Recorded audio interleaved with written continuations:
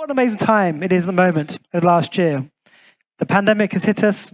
We've been through 3 lockdowns. Yet, we come out the other end thinking, actually, we should be optimistic. The pandemic, despite its problems, has allowed us in medicine to reimagine and reinvent healthcare, because we've seen innovation happen at pace. We've seen technology change the way we treat our patients and look to improve outcomes and standards of care. We've seen the regulations change. So what we've seen is 7 to 10 years worth of innovation squeezed into just over a year. We have, in effect, compressed time. So that's the premise of my talk around the trends of healthcare for 2021. I'm going to share, first of all, a video just to illustrate the possibilities, the endless possibilities of the future of healthcare.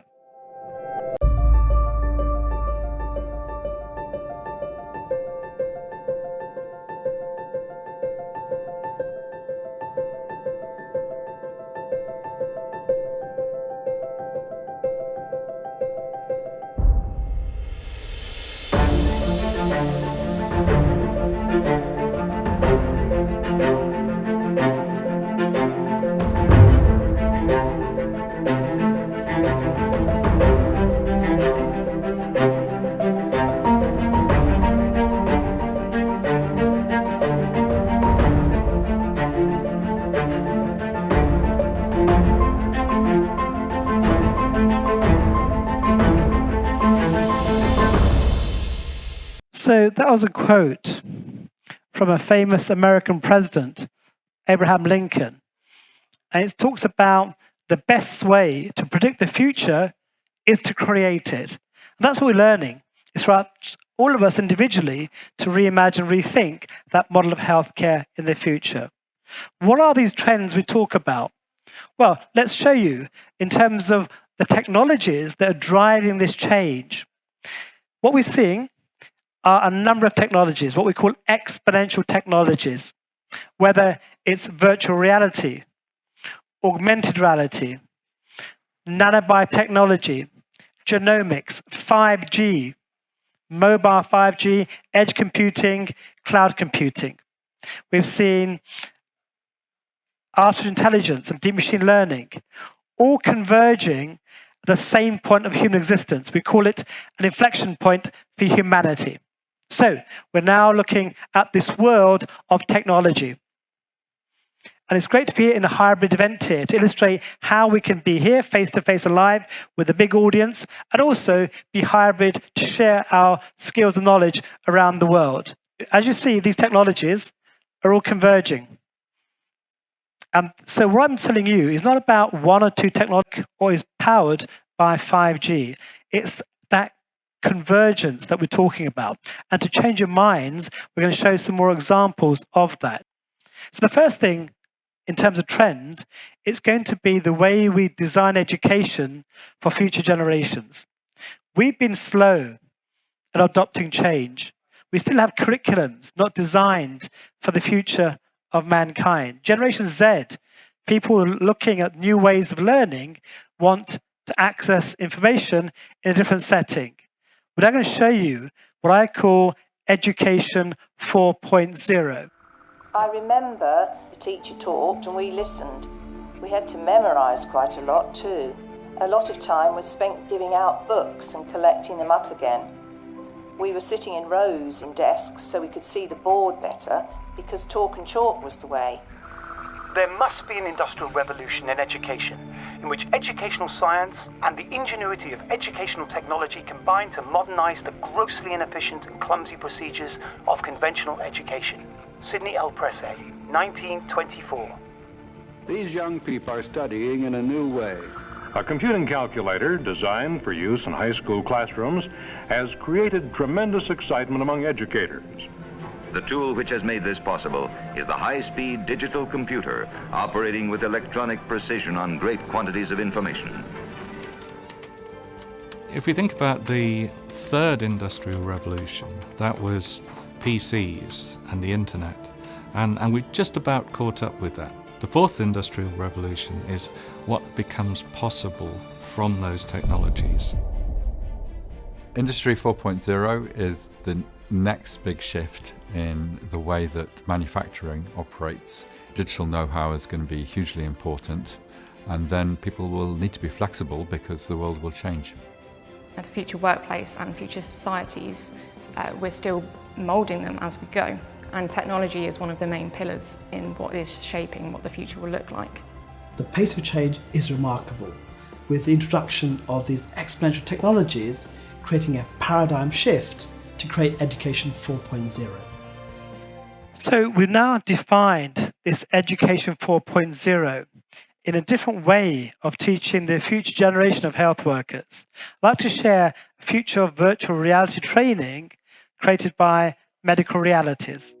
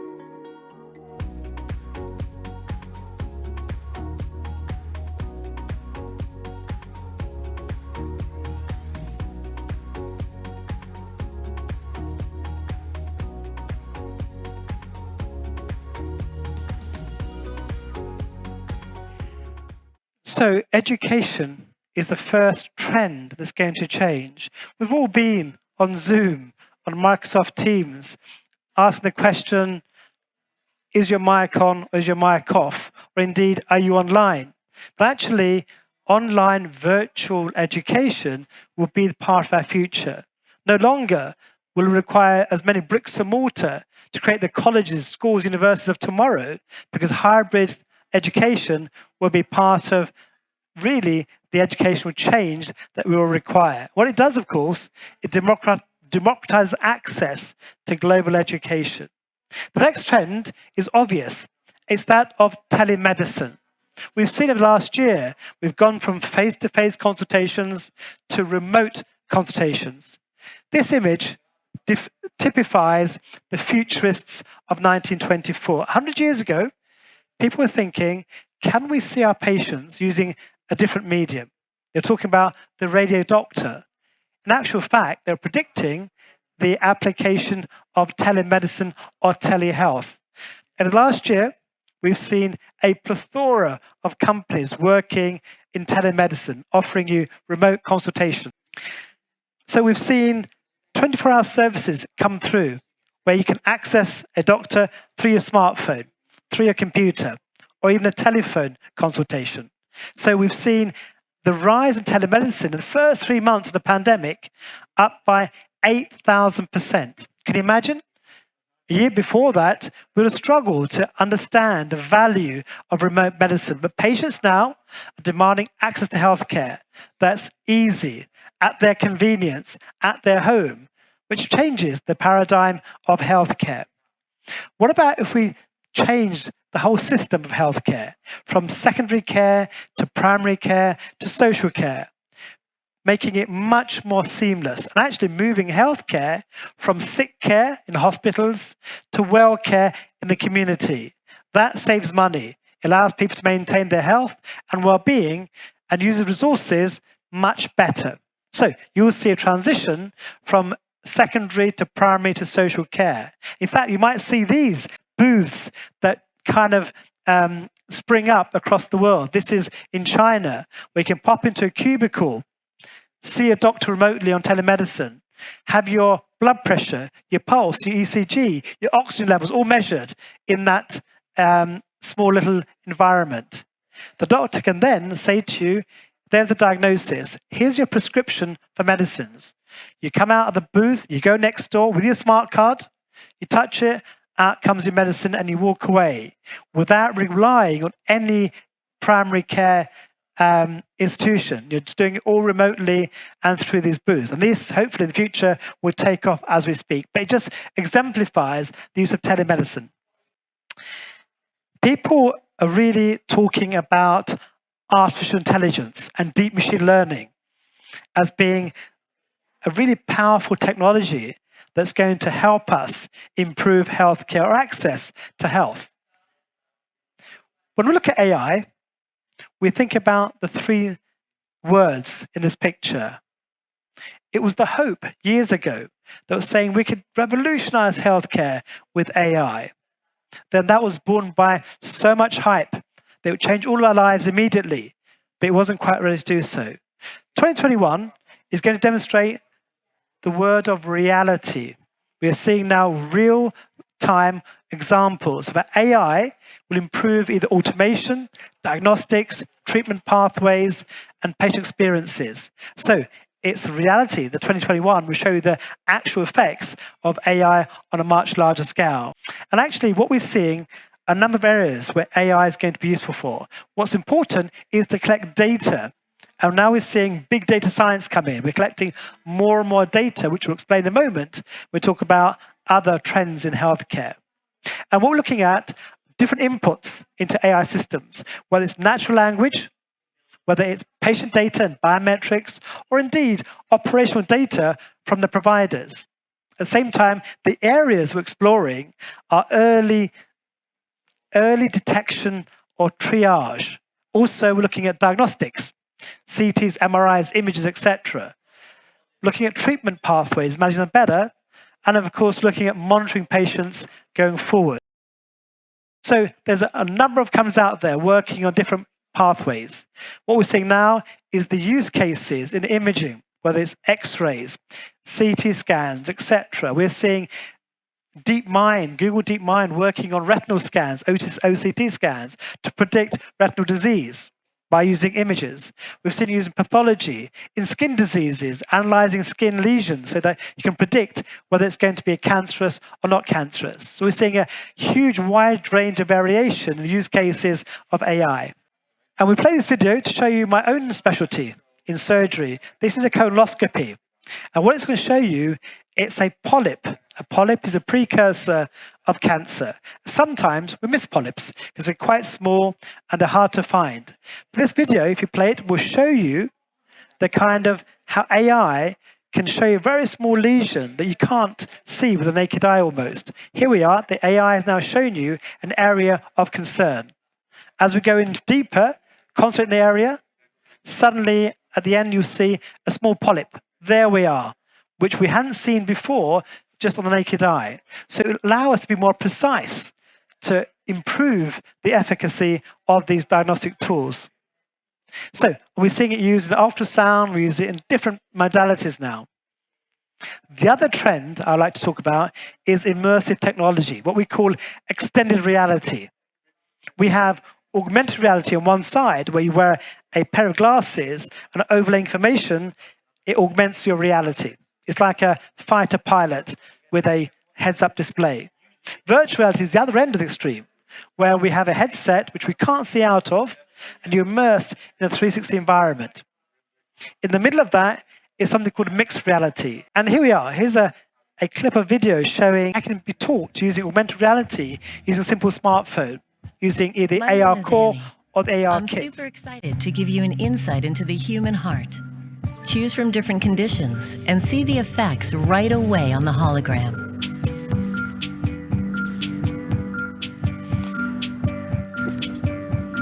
That's a glimpse of what you can do with just a smartphone. What about if you then train in virtual reality? Surgeons around the world looking for new ways of learning. During the pandemic, we've seen there's been little contact for trainees in surgery. Now we're seeing VR education come in. We saw the video earlier of medical reality showing you the platform of learning. Now we're seeing simulation, practicing operations here, in this case, orthopedic surgery. So what we're going to look at now is how we can combine these technologies to bring people together as avatars. This is my avatar.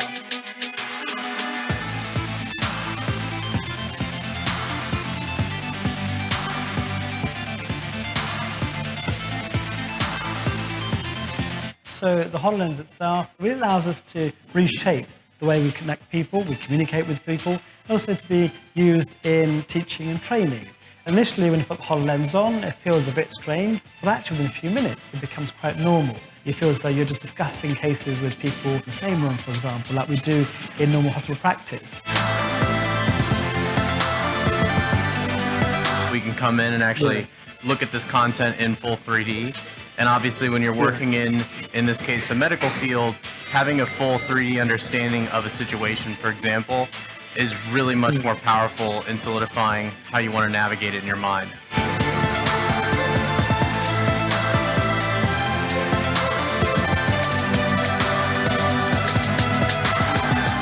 So it showed you how we could convert this virtualization of healthcare using real-time avatars. The next concept, next trend, is what I call digital surgery. We've known digital health as a concept for the past 5 to 10 years. And now the last couple of years, we've got a new term called digital surgery. And my own profession of surgery is going to be completely reshaped by the use of these technologies. This is an image from the Dubai Futures Museum, which will open in Dubai Expo 2020 later this year, which you must go and visit, of course. It shows you the world of the operating theatre, or the OR, is going to change with 3D printing, with lasers, with images, with AI, with voice analysis, with computer vision. This is going to be the world of the operating theatre in the future. It sounds rather sci-fi, but actually it's becoming real.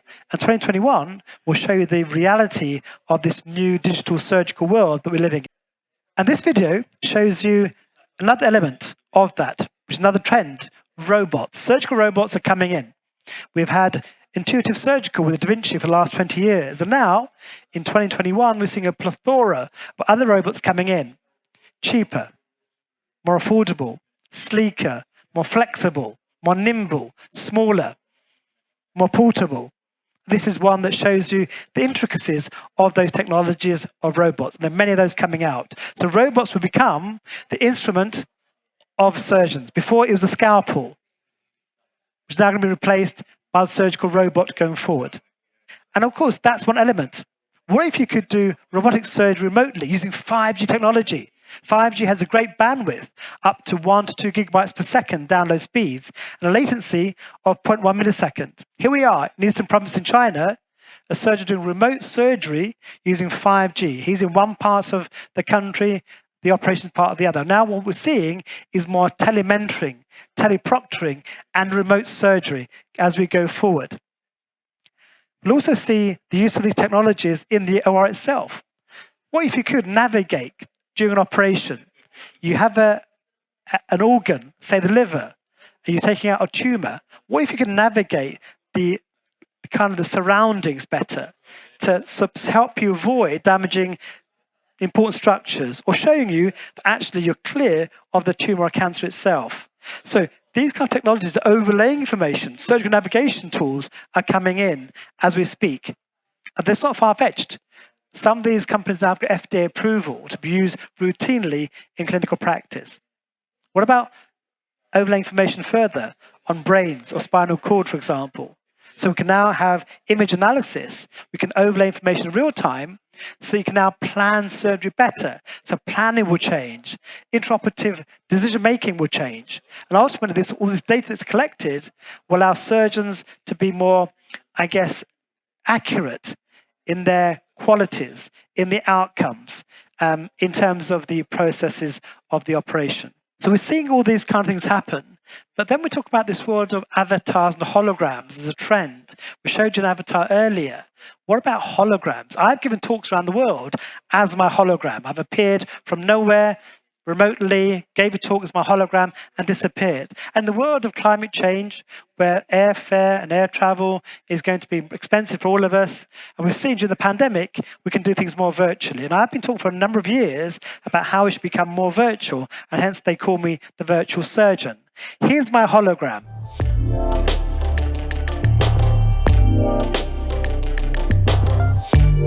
Shafi, have a look at this. Yeah, let me have a look over your shoulder. Oh yeah, I see what's going on there. I think I can give some advice, Carl. No problems. Thanks for calling me. So that's my hologram, created from a number of cameras using mixed reality devices. And they're getting better and better. When real time, you could be a hologram. And I call this the surgical metaversity. Forget university. We're living a metaverse, a virtual world in the future. We can connect with people. Here's my meeting that took place during the pandemic with my colleagues working in California. Hey, John, how's California? Hey, Shafi, it's really beautiful here. How's London? London's great. Should we have a virtual handshake? Yes, of course. What's Avatar Medic? So we're providing new solutions for real-time remote medical relief. Whole new paradigm of telehealth. So that was me as my avatar with another person in California who's working with me in a virtual meeting. Soon, I'll be running my teaching sessions around the world, bringing students all around the world from different countries in this surgical metaverse. Why do you have to be in the same place, the same room? It makes no sense. It's too expensive and, of course, unaffordable. The trend continues. What about if you were propelled into space? By 2025, we're told by Elon Musk that we're going to Mars.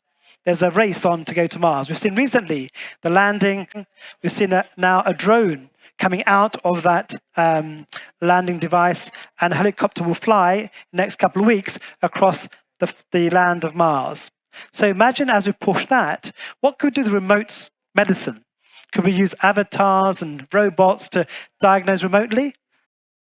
Hi Dorian, so nice to meet you. So I'm Dr. Dewberry and I'm here to take the neurology exam. I just need you to relax and just follow my instructions, okay? The first thing I need you to do is to keep looking directly at my eyes and then follow my instructions. So this is the pen light and I'm going to shine it into your eyes now. Okay, keep looking at me. That's great. That's right. Good. Now I'm going to shine the light in the other eye, but keep just looking directly at my eyes. Remote work, going to Mars or space is a great ambition for all of us, but then it also helps us with actually using that same technology in remote parts of Earth, helping us democratize education and democratizing healthcare that's available for everybody. The last concept is really replacing us entirely. We talked about avatars and holograms. What about digital humans? Could you replace me as a digital doctor completely using AI, empathy, deep machine learning? We are creating these digital humans, as you can see, using a process of photogrammetry, recreating models of new people. As we move forward, we'll see the digital human of tomorrow, of course. Here we are. This is like an avatar concept where you could remotely get a drone to fly across, giving support remotely going forward. What about if we use drones for other purposes? This is a video of a drone taking a transplanted heart, a heart ready for a transplant, across New York. So it could get to the hospital within a few minutes, as opposed a lot longer, helping salvage that transplant going across a city. So all these are things you talk about, drones, holograms, avatars, whether it's 3D printing. We're seeing amazing technologies now where it's really revolutionizing what we can do. So to summarize, to finish, I've shown you a number of trends that are just here today, that also will be here tomorrow. I'm going to leave you with one final quote from William Gibson, who was a Canadian-American author who coined the term cyberspace. He often speaks about the future that is already here, but it's just unevenly distributed. Yet, it's for all of us to redesign that and think how these technologies are going to revolutionize healthcare in the future.